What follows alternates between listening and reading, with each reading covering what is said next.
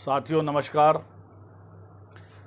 मैं gold Smith institute channel से PL Soni आज आप लोगों के समक्ष एक नए विषय लेकर के उपस्थित हो रहा हूं। मैं साथियों, ग्रामीण क्षेत्रों में भी हमारे इतनी बेरोजगारी व्याप्त हो गई है कि जो बच्चे पढ़ लिख करके गांव में रह रहे हैं, ना तो वो अपने माँ बाप की सहायता खेती में कर सकते हैं क्योंकि उनसे शुरू से काम नहीं लिया गया। ग्रामीण क्षेत्रों में उनको विकास का कोई साधन समझ में नहीं आ रहा। बच्चे बड़े बड़े हो गए हैं, माता पिता का पैसा भी पढ़ाई में काफ़ी खर्च हो गया है। रोजगार न होने की वजह से उन बच्चों की शादियां भी नहीं हो रही हैं। एक विकराल समस्या उत्पन्न होती जा रही है। किसी किसी परिवार में तो बटाई की खेती करते हैं लोग, उनके बच्चे खेती में पारंगत भी नहीं हैं।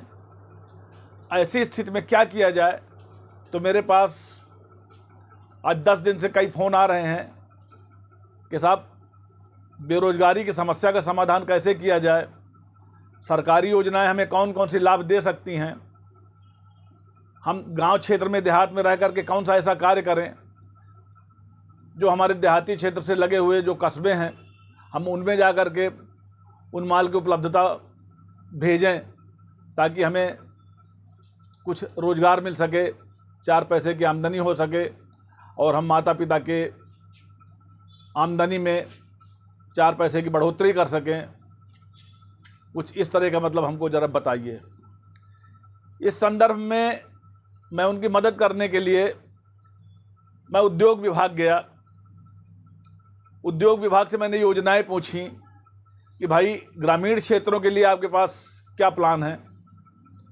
उन प्लान के लिए उन्होंने कहा कि देखिए, पहले तो बच्चों को आप ये बताइए, कोई इसका प्रोजेक्ट तैयार करें, कितनी आमदनी कैसे की जाए, इसके लिए उनको एक प्रोजेक्ट तैयार करना पड़ेगा।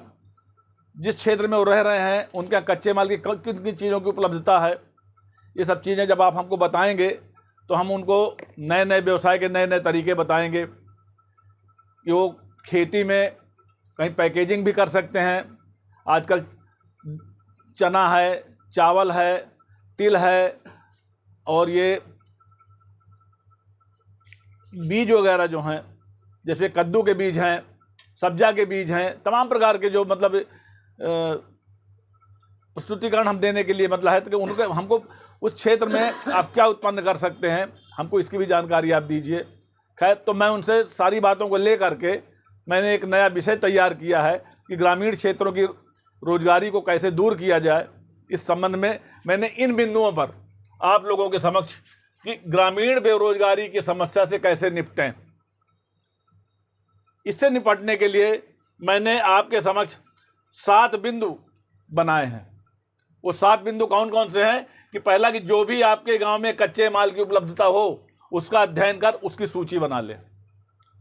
कच्चा माल आपके यहाँ कौन कौन सा मिल सकता है, मतलब गेहूं, दाल, चावल के अलावा आपके यहाँ और सब्जी कौन सी होती है, ये जो आयुर्वेदिक दवा कौन कौन से उनकी उपज है, मोरिंगा का क्या मतलब कैसा उत्पादन हो रहा है, बबूल की फलियों का कैसा उत्पादन हो रहा है, कैसे आप उसको कलेक्ट करेंगे, इन सब चीज़ों के लिए, ताकि बेरोजगारी को की समस्या को दूर करने के लिए कम पूंजी में यदि हम एक अच्छी पैकेजिंग दे करके उसे पास के शहरों में, पास के गांव में अगर हम भेज सकें तो उससे एक अच्छी आमदनी हो सकती है।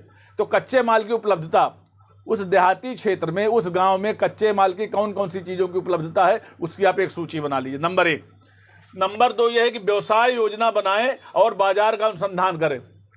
आप अपने एक बिजनेस की प्लानिंग करें कि हमें कैसा व्यापार करना है, और आप आस पड़ोस के जो क्षेत्र हैं, तहसील क्षेत्र हो या ब्लॉक क्षेत्र हो या शहरी क्षेत्र हो, जहाँ से भी आपका गांव जुड़ा हुआ है, वहाँ के बाजार का अध्ययन करें कि यहाँ किस चीज़ की आवश्यकता है, कौन सी चीज़ का उत्पादन सस्ते से सस्ते दामों में हम अपने ग्राहकों को मार्केटिंग के जरिए उपलब्ध करा सकते हैं। इसकी भी आप एक सूची बना लें। बाजार का सर्वे बहुत ज़रूरी होता है हर व्यापार के लिए। नंबर 4, अपनी लागत और राजस्व का आकलन करें, कितना पैसा आप व्यापार में लगा सकते हैं, इसका भी आप देखिए कि उस व्यापार में कितना पैसा खर्च होगा, कितना आप लगा सकते हैं, कितना आपको उद्योग विभाग, कितने सरकार आपको उसमें मदद करे, इसका भी आपको अंदाज़ा लगाना पड़ेगा। मान लीजिए उस व्यापार में खर्चा 3 लाख रुपए का है और आपके पास 25,000 रुपये ही है, तो आप व्यापार को 25,000 रुपये में बेसिक रूप से शुरुआत कर सकते हैं और उसको सरकार से सर्वे करा करके उसमें आपको प्रधानमंत्री योजना के अंतर्गत जो जो सेवाएं हैं वो आपको उसमें मिलेंगी और उसको आपको दिया जाएगा बाद में। इसके लिए मैं अलग से वीडियो में आपको दूंगा कि कौन कौन से सरकारी योजनाओं में कितना पैसा आपको दिया जा सकता है। तो सबसे पहले तो यह है कि लागत और राजस्व का आकलन करें और उसका बजट तैयार करें, उसके हिसाब से आप एक प्रोजेक्ट बनाएं। अगर प्रोजेक्ट के लिए आपको चार्टर्ड अकाउंटेंट की आवश्यकता हो तो आप उनसे भी मदद ले सकते हैं। वित्तीय सहायता कैसे प्राप्त करें? सरकार से अनुदान द्वारा या बैंक ऋण द्वारा। जैसे मैंने आपको बताया कि कितना उस कार्य में खर्च होगा और कितना उसमें आप अपनी कैपिटल लगा सकते हैं।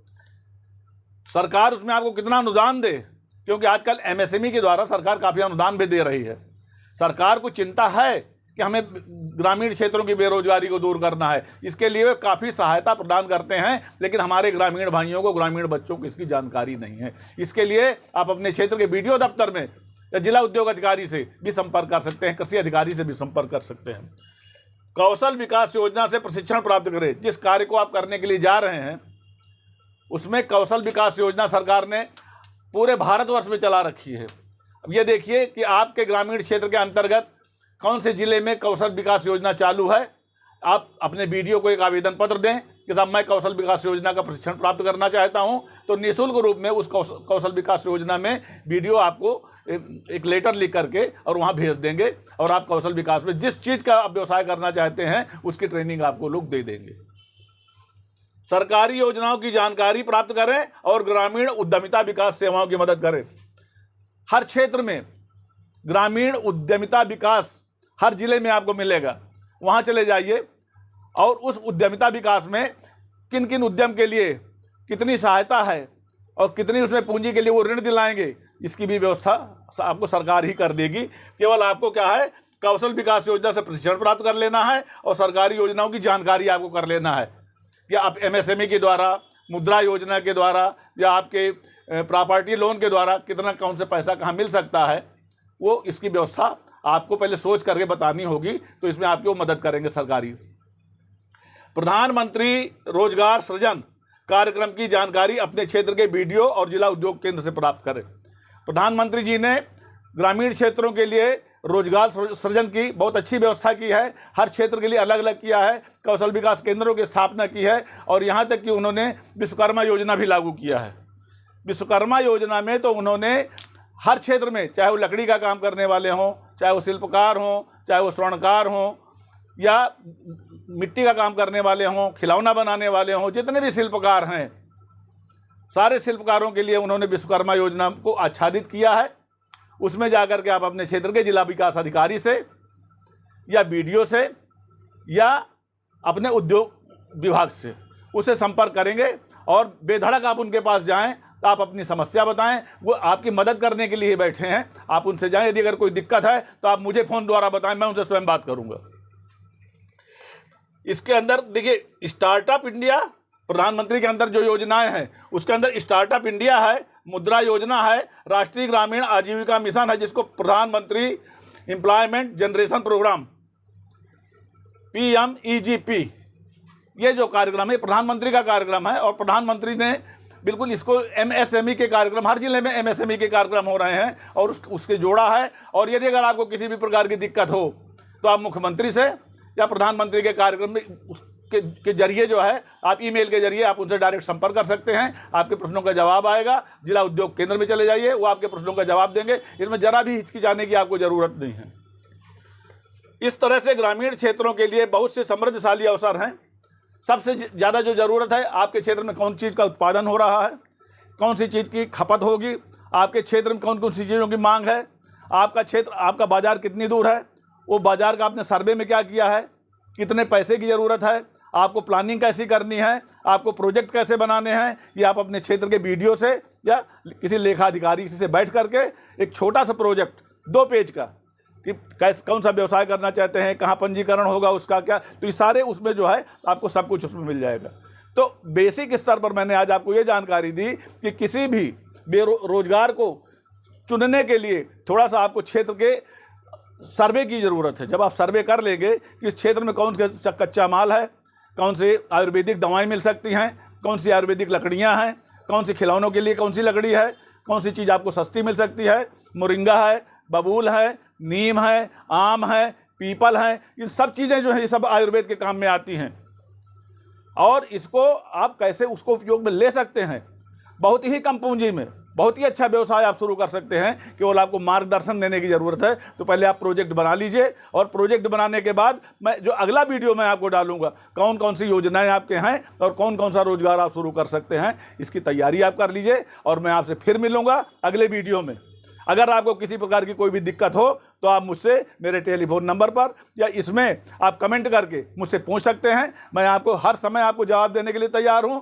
आपको अगर रोजगार मिल जाता है, आपकी बेरोजगारी की समस्या दूर हो जाती है, तो इससे बड़ी खुशी की बात मेरे लिए और नहीं हो सकती है। मैं चाहता हूं कि आप सब लोग मेरे कंधे से कंधा मिला करके आगे बढ़ें, आपका जीवन सुखमय हो।